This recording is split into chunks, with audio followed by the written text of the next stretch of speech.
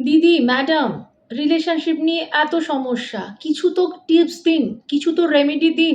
আর আমার যে relationship workshop রয়েছে সেখানেও এগুলো নিয়ে সবার একই প্রশ্ন। সেখানে অনেক কিছু জানানো হয় যে রিলেশনশিপকে হেলদি করার জন্য কি কি করণীয়। তাই আপনার যদি রিলেশনশিপ নিয়ে কোনো ইস্যুস হয় তাহলে অবশ্যই আমার যে রিলেশনশিপ ওয়ার্কশপ রয়েছে সেখানে আপনারা জয়েন করতে পারেন। এটা আপনি, আর এটা আপনার পার্টনার।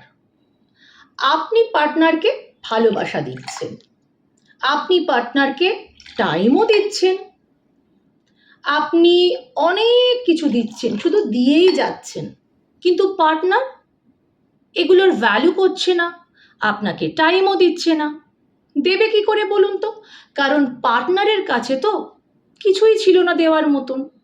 অথচ আপনি কন্টিনিউয়াসলি পার্টনারকে ভালোবাসা দিয়েই যাচ্ছেন, সময় দিয়ে যাচ্ছেন, এবং তার যা যা প্রয়োজন সব আপনি কন্টিনিউ দিয়ে যাচ্ছেন। দিতে দিতে কি হবে? একদিন আপনি নিজে খালি হয়ে যাবেন।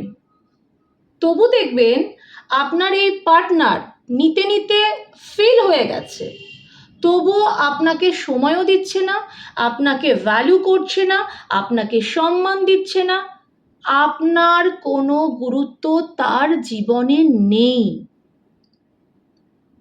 কি করণীয়? যদি কোনো রিলেশনশিপে 50-50 দেওয়া নেওয়া না থাকে, বা একটু কম বেশি হোক না, 70-30 হোক, 60-40 হোক, তবু তো কিছু দেওয়া নেওয়া থাকবে।